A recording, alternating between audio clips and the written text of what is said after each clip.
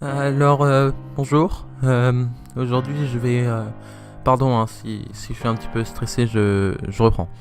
Attendez, je bois une gorgée d'eau.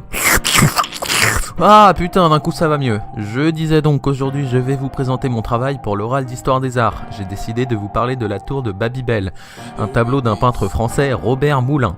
Ce tableau a été peint en 563 avant Jésus-Christ, ce qui explique les diverses influences romaines, égyptiennes et grecques dans sa création. Ce tableau représente un monument, la tour de Babybel, qui est située dans la ville de Hakuna Matata en Ouzbékistan. On remarque en arrière-plan la tour surmontée d'une rangée de Babybel. Pour comprendre ce choix architectural, il faut se pencher d'un peu plus près sur les croyances et l'histoire de l'Ouzbékistan.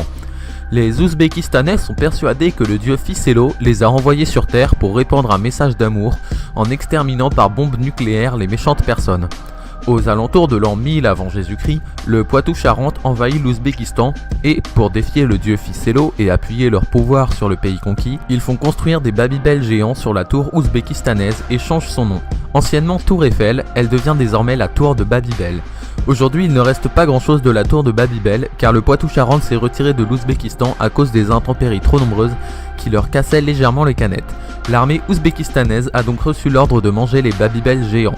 Parlons maintenant du premier plan sur lequel nous pouvons apercevoir Batman, Big Flo et Belle.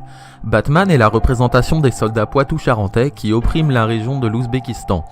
La présence de Big Flo n'a toujours pas été expliquée. Certains spécialistes pensent que sa casquette rappellerait certains temples dédiés au culte du dieu Ficello. Belle est là pour dire que la tour est belle. C'est tout. En ne gardant que la première syllabe de chaque personnage, on obtient Ba pour Batman, Bi pour Big Flo et Belle pour Belle. Cela nous donne donc Babybel. À cause de cette provocation qui place le peintre du côté du Poitou-Charentes, l'Ouzbékistan décidera d'embaucher un tueur à gages, un certain Winnie l'ourson, pour tuer le peintre Robert Moulin.